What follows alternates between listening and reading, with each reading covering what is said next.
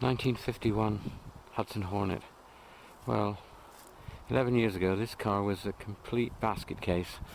It was simply a shell of which most of the paint had been scraped off, and it had been dismantled, and it was in all the bits were in boxes, and I had to decide at that moment, what was I going to do? Scrap the lot, which is what I should have done, I guess, or rebuild it. And I decided obviously for a rebuild, and it's been 11 years of well, stress and lots of money, I would say, to be honest. But here we are. We've got a 1951 Hudson Hornet that's virtually like new now. So the car was completely stripped, and it was just a shell, and most of the bottom half, especially at the back and the doors, were remodeled with, it was amazing how they did it, with flat sheets of metal they started with, and rebuilt the bodywork. So the bodywork now is all steel, no filler, well, apart from little dings I suppose, but I mean it's basically a steel body, and rebuilt. The car was completely rewired. All the glass came out, and apart from the back window, all of the glass is new, including the front screen. All the interior was redone. We'll go to that in a minute. One of the most expensive parts was the chroming, and it was like all these things, they start off, you get quoted one price, and then find that it's about 4 or 5 times in the end more than you were quoted, which is what happened with me.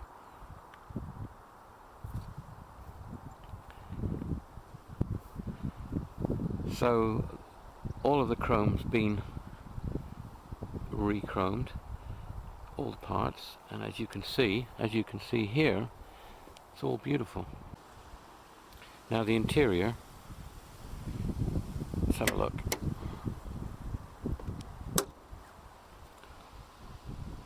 Doors are just beautiful.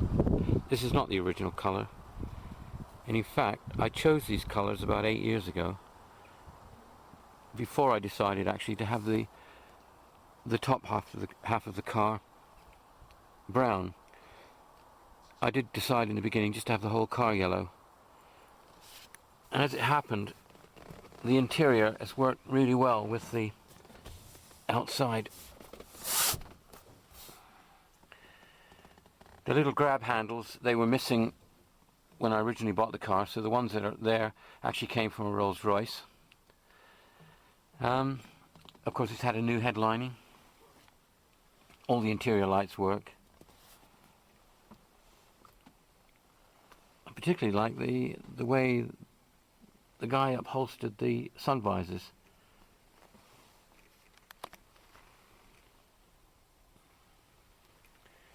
Heater works, radio works, cigarette lighter works. There was no glove box inside there, we had to make a new one. It's just amazing actually how many parts of this car we had to rebuild. Right, what have we got here?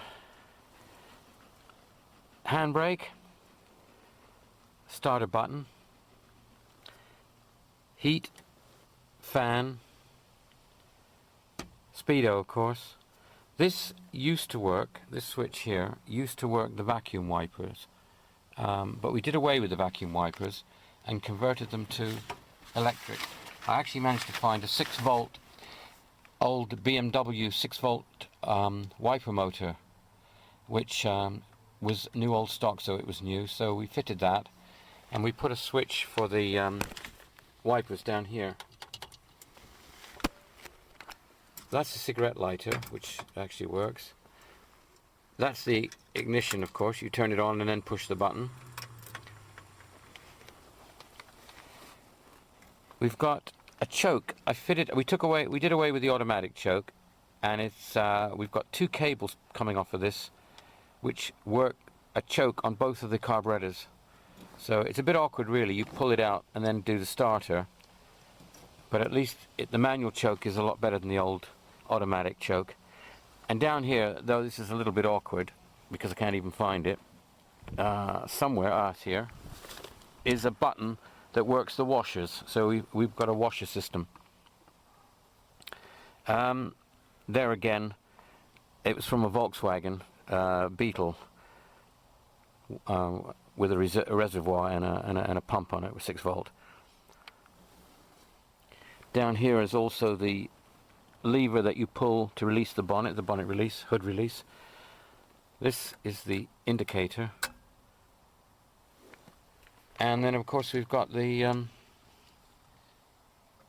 got a 4-speed Hydromatic, which is the old Cadillac gearbox. Actually, it's a very good gearbox. It has no park position, but actually if you put it in reverse, it does hold it on a hill if you're facing upwards. I haven't tried it the other way around yet, but the reverse seems to hold the car, which does help with the handbrake. The Hydromatic box, which Hudson used, which was Cadillac's, actually was the one that Rolls-Royce used, and in fact Rolls-Royce and Bentley used them well up into the 60s, I think, probably even to the early 70s, but even though General Motors stopped using them in the 50s and went over to their 3-speed, but this old 4-speed is quite good. It's got very good kick down. So we'll have a look at the engine. On the visor, the only part that we couldn't find, because there were a few bits we couldn't find from the box of pieces that we had, the boxes of pieces, was the support that went in the middle of the visor, that clips from the visor to that central post. So we put this, which was actually an old radio aerial. I've actually since found the piece, or at least another one, but I kind of like this, so I'm going to leave it at the moment. Obviously, the rechroming was amazing, because all of these things like this were completely pitted, and they had to drill. I mean, one piece, the guy told me there was 72 pits that he had to drill out and solder in, and then obviously it was all recoppered. So they're completely smooth now, beautiful. The light on these cars in the middle, when the lights are on, that lights up.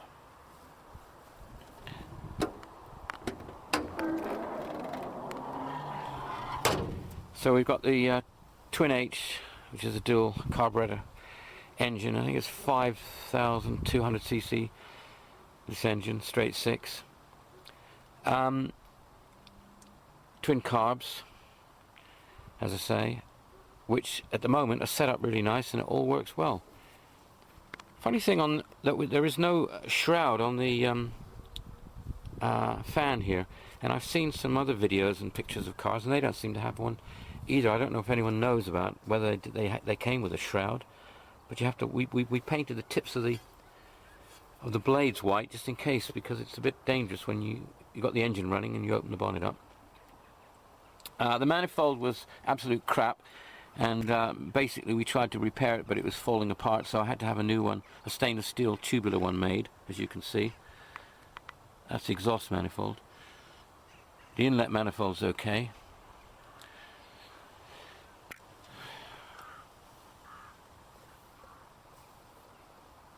But we have got some noise on the engine that isn't good. It's there's some bearing wear, I think, or something, but nobody's too sure. I keep getting different opinions. It eases off when the engine's warm, the oil's got round, but I'm going to run it for a bit and then decide what to do. I expect that I'll probably end up getting the engine rebuilt.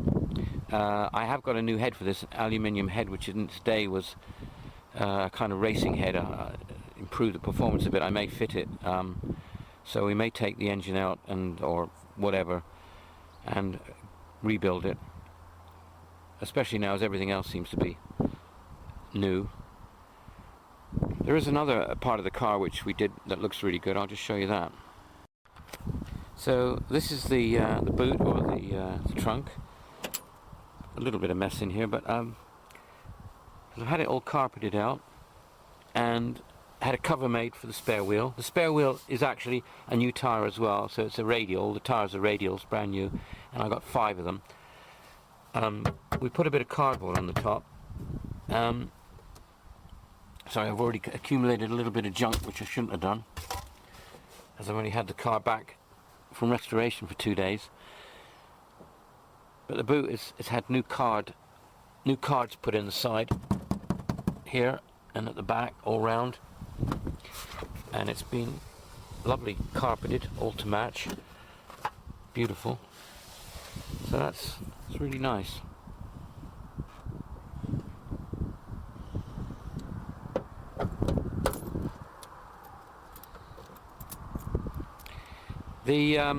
This is a question of personal taste, obviously, but I had an aftermarket stoplight, which I have never found a car that I really was suited to fit it, but I fancied putting it on the Hudson, because when you look at the Hudson, it's got all these bits stuck on the back, and I didn't think it looked out of place. Now, you know, some people think it looks terrible. Personally, I like it. Let's put it that way.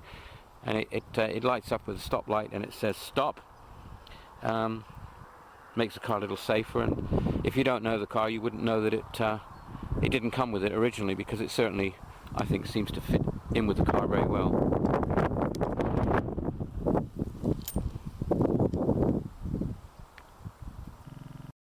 One of the few pieces that we could never find was that center bar joining piece in the sun visor.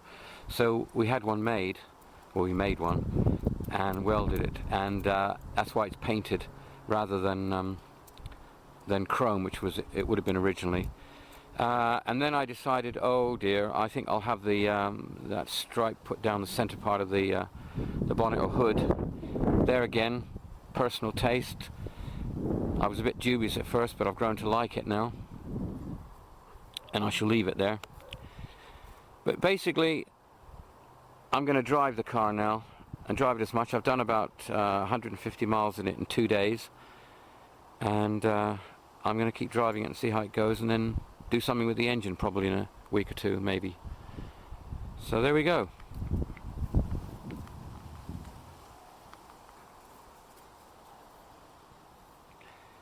Another car for my dog to ride in.